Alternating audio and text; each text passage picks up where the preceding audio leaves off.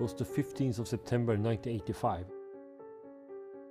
We had got the contact with the innovator of something that was tilting and rotating.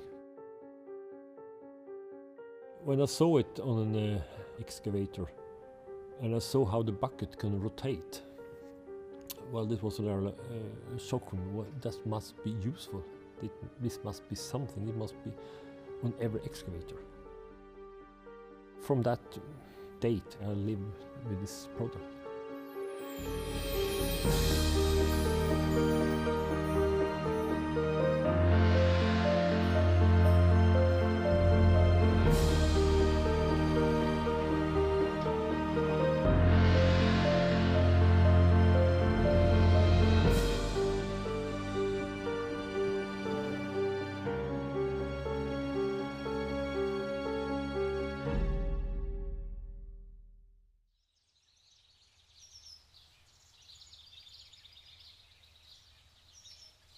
The world of digging has changed forever. It didn't happen following an executive decision by a large corporation. It happened here in the region of Jämtland in northern Sweden because of one man's relentless pursuit of technical perfection. His name is Stig Engström. My father died when I was 5 years old. My brother was a little bit older, so he was already left. So it was me and my mother, more or less, in the whole world. It's so totally out in the forest, totally alone.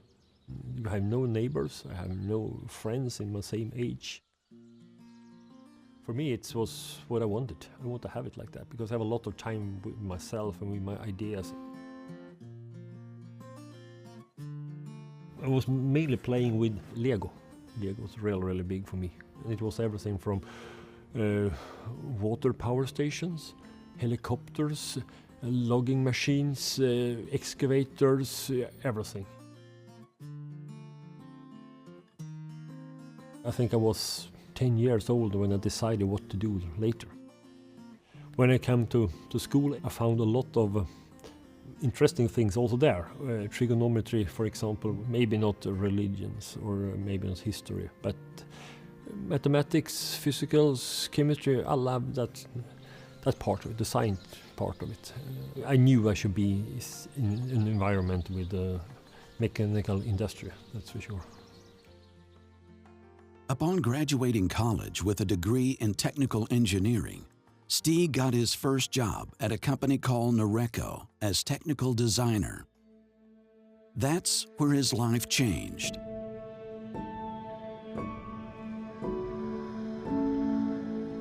It was the 15th of September 1985 in Umeå. I was just new on the company up there to working with something else, but they had got the contact with the innovator of something that was tilting and rotating.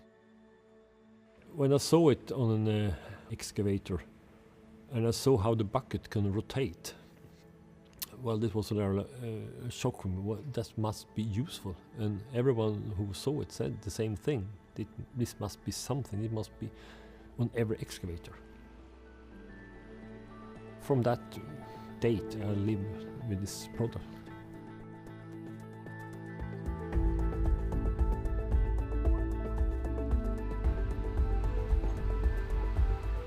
A tilt rotator has the same function for an excavator as a wrist has for the human arm. In the last 2 decades, it's changed the world of digging in Northern Europe.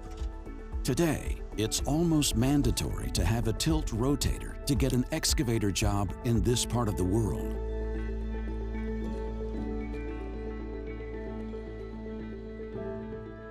The original inventor of the tilt rotator was another Swede by the name of Ulf Holmdahl.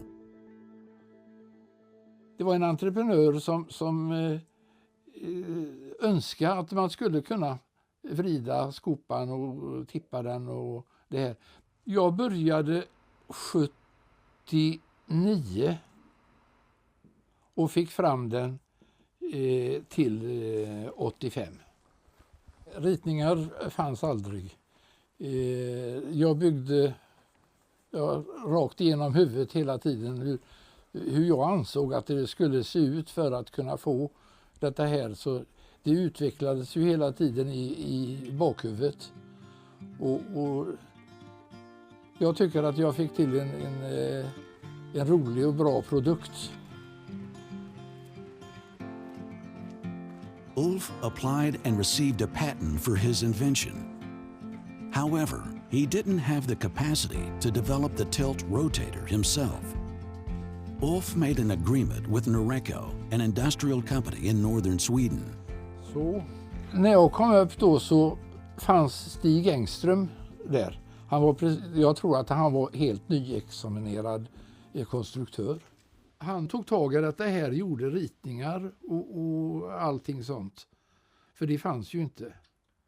Så de fortsatte ju att utveckla och det har ju blivit en jäkligt snygg sån här tiltrotator. We created a totally new setup, how it should look like.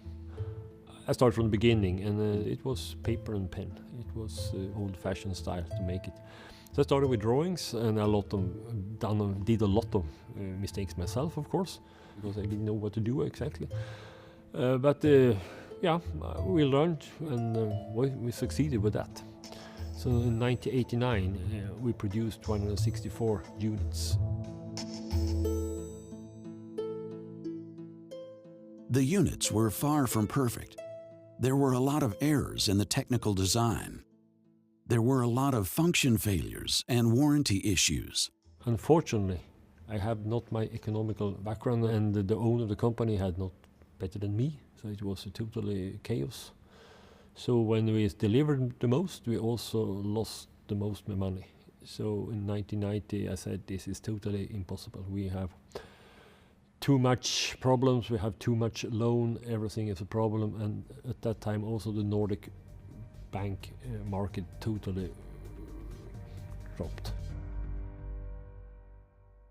I told the owner that I want to leave.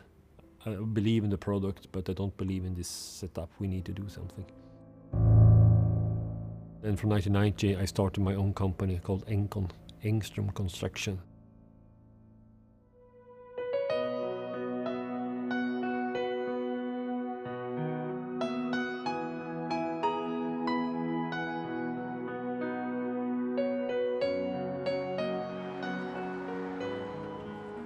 Stig had spent 5 years developing the tilt rotator. It was, from a technical perspective, a completely different product than the one Ulf Holmdahl had invented. After a while, Noreco went bankrupt. Stig decided to give the tilt rotator a new chance.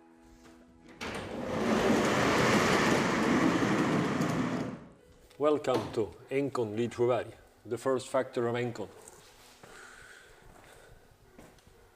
This is where it started, all of it. I have a working area there. It was a drilling machine and something.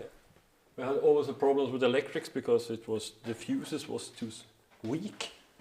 This crane, built it myself from material I found out here and put it in place.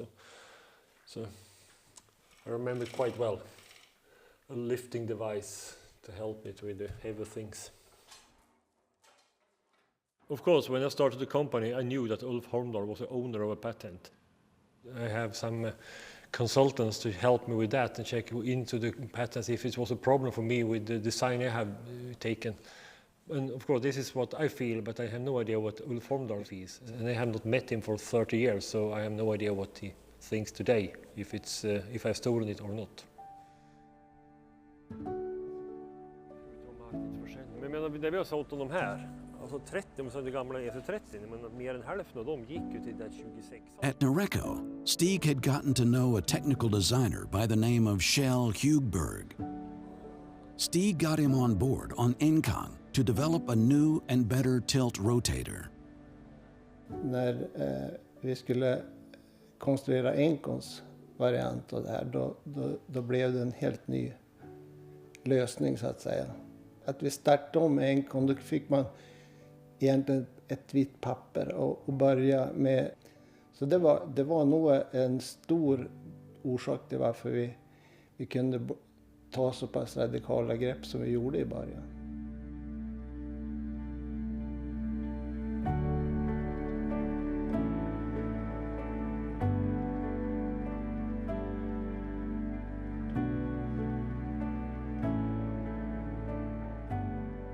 I thought now I was so wise. I know so much about this now, so I can take some more bigger circles. I want to try something more, new things. And unfortunately, I did the same mistake more or less one more time. I take too much new things into this concept, and I got a lot of problems again. I was too brave to put too much new things out to the market, and it was not tried, it was not tested. My customer got a lot of problems and they don't want to pay me, and then they have also again a lot of debt and a lot of problems with that, with the economical side.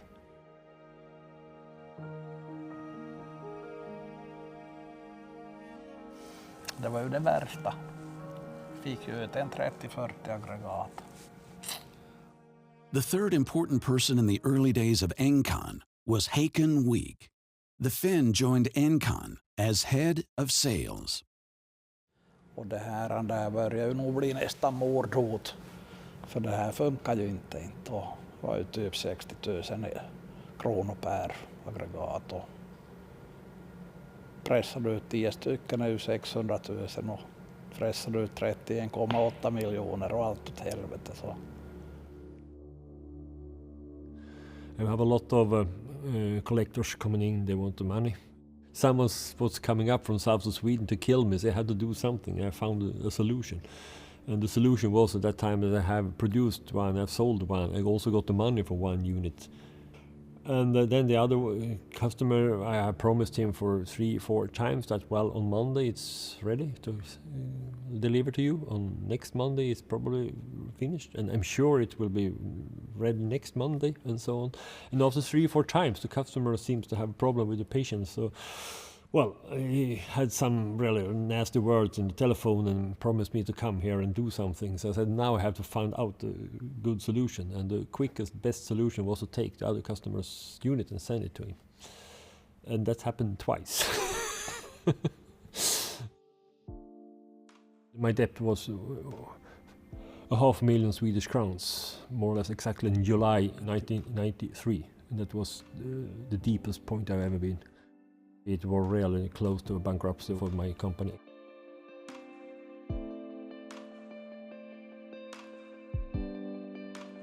It had almost been 8 years since the tilt rotator came into Stig's life. It was still not functioning the way he wanted, and he was deeply in debt.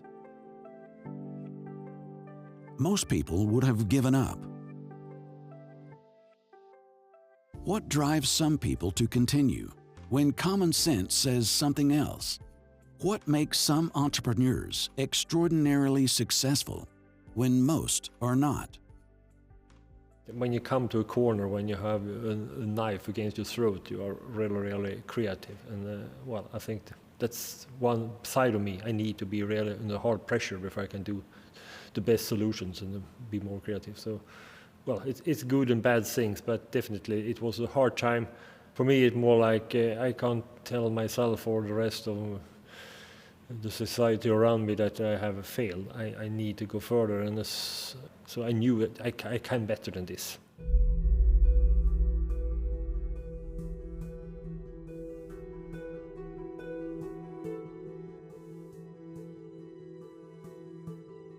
During '93, I succeeded to get some more financial partners coming in. There are special two from this area who can help me together with the bank, because I still had a good relation with the bank. And together I succeeded to get a new loan for about 1 million Swedish crowns. So I sold the old problems, and I also have the possibility now, together with my friend, the technical consult in Umeå, to start all over again.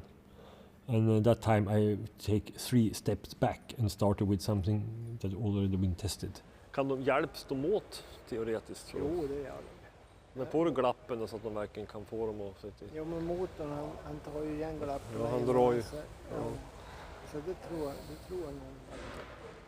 Engcon barely survived in the summer of 1993, but by taking a step back with the design and technical solution to something they knew worked, they reached a turning point. Jag sa, nu är det fel hos oss om vi inte klarar det här sen Kjell har ritat EC20. Produkten är bra, vi kan marknaden, vi känner kunder. Nu är det upp till oss. Sweden was going through one of the worst recessions in modern history in the mid-1990s. The building construction sector was almost at a standstill. But Stig, Haken, and Kjell were tenacious. Slowly, the breakdowns and warranty issues decreased. Step by step, one customer at a time, Engcon started to grow. Vi räknade ju baklänges att vi måste få ut 60 stycken året för att klara livhanken. Och det blev ju 60 och följande år var det väl 120 och så blev det 240 och sen samma system. Du måste ju vara nåbar om du ska klara dig framåt i en bransch. Och för min del så var ju telefonen påkopplad dygnet om 24 timmar i dygnet. Och konkurrenterna stängde telefonväxeln klockan 4. Det är ju väldigt bra och tacksamt faktiskt. Så.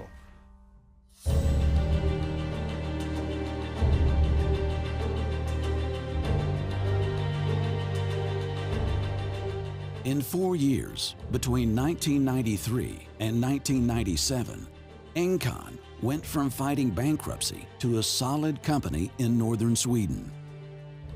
Nej, men som sagt, jag tror det var här vi har kartan över Norden. Och alltid då vi sålde en rototil, då satt vi en knopp norr. Var det en EC10, då var det en gul. Var det en 20, då var det en röd och en 30 kanske.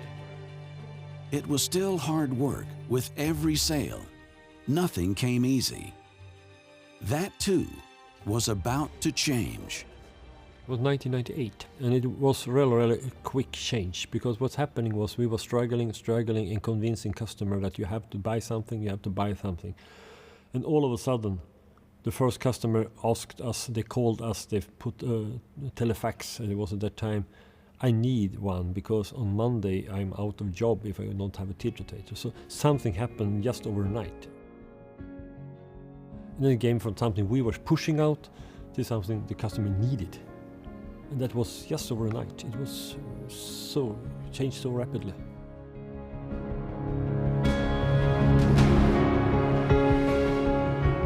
Tilt rotator only requires a machine with one. Engcon tilt rotators. I wouldn't trade it for anything now. Vinnaren är Stig Engström, Engcon AB.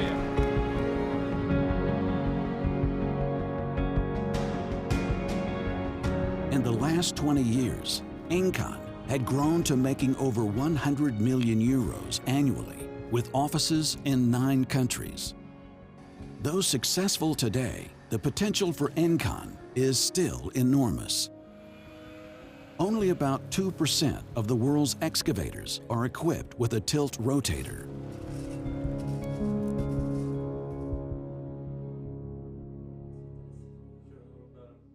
Engcon is still privately owned. Stig has a controlling stake in the company.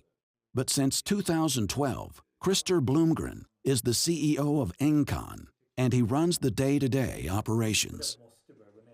Stig is still very involved in Engcon. He and I talk a lot about the big decisions we're going to make and what the focus will be. So marketing and especially R&D is where he's still very, very involved. Then new products, new ideas. He's still very involved in that. But then I'm running more like the daily business, so it's probably more in the strategic way. CB. For the 206. Oh, 206? No. Yeah. We have to decide who will pay. Yeah. Yeah. I think we are just started our journey. We believe that we will be 2025, we will double our revenue. We need to work with with the market, because it's going to be big changes in the upcoming market, and we need to change the world of digging. We need to get the Europeans to understand the benefits of the tiltrotator. We need to get people in America to understand it. It will be a big challenge the upcoming 10 to 20 years for us to follow and stay in the lead of the pack. We are the leader right now, and we want to stay there as the world leader regarding power tools and tiltrotators.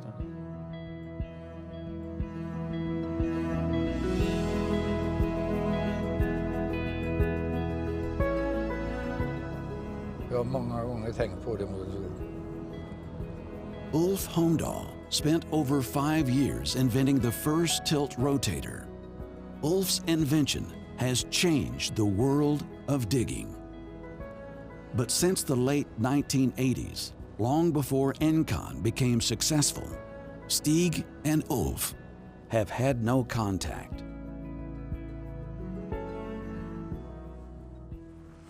Där har vi ju Stig. Herregud, han är så rik.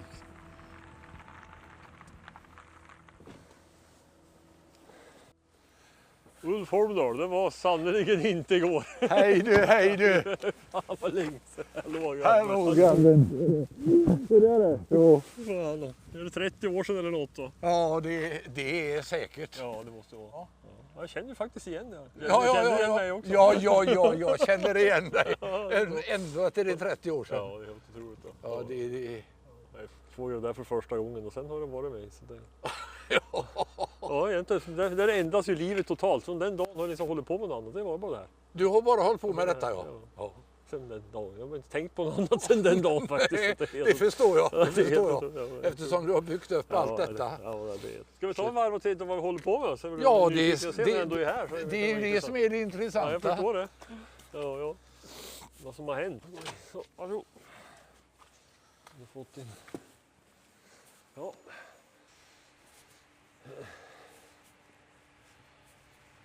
Här var det grejer du. Det finns ett prylar för alla ändamål, alla tycken och smak. Här står de. Här står de, ja. Det är där de ser ut. Ja. De här de är testade och klara. Som en lina för varje modell. Vi har ju 7-8 storlekar i princip. Så byggs det längs den här banan och de plockar upp grejerna eftersom. Det här är vad vi kallar för gula hjärtat. Då. Det här är som hjärtat i hela snurran. Och då bygger vi ihop det i det här huset och så går vi upp till nästa hus där vi gör dem färdiga. Och tanken är också att det här ska skickas då till Polen och det görs redan idag till fabriken där och även då till USA eller Asien då, liksom i containrar med det där och så kan de sätta på fästen på plats. Och så här långt är det ju lika, det är standard så här långt. Ja. Men uppe och nere det blir lite olika vilka länder och vilka kunder det är. Ja, här är det mycket att se. Har väl ett par bilar per dag som kommer och hämtar dem. Vi gör ju 130 i veckan ungefär så det blir några stycken per dag då. Det är 25. Alltså så många? Ja. Det var ju 6 000 i fjol.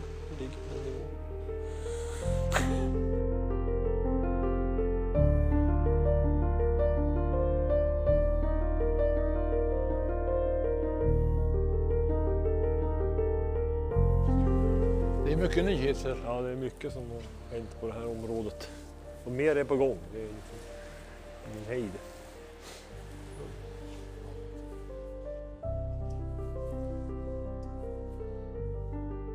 The goal is of course not to survive anymore. I think I'm happy that I'm not needed to go to that type of goals anymore. But to be better, find new products coming in that can do something more, to be unique on the market. We're not just following the others, we have something new. And that's really a big force. Du kommer ihåg, jag hade inga ritningar. Nej, ja, du hade ju några grejer med. Några skisser. Ja. Precis. Det var det första jag fick börja med dina ritningar och börja gå igenom allihop. Det var ju du som började, det är inte min idé, absolut inte. Det var bara tagit över och förvaltat den på något sätt.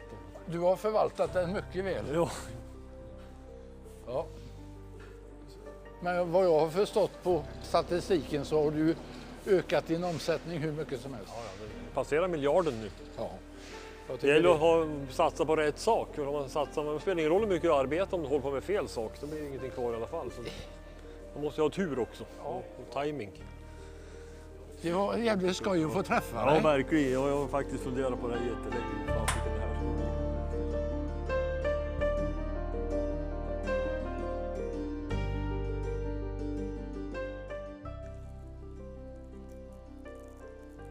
Many days you ask yourself, why are you doing this? What is the reason? What is the diagnosis? Why are you continue like this? But also when you come to a point where you want to prove for yourself that you can do it and everything goes in the wrong way, you get even more tricky that you have to continue. You have, because I can't, for myself and for all the rest of I can't show them that, well, I didn't do it. I couldn't do it. I didn't make it. No, that's not me. I want to compete. I want to win. I'm a winner in that case.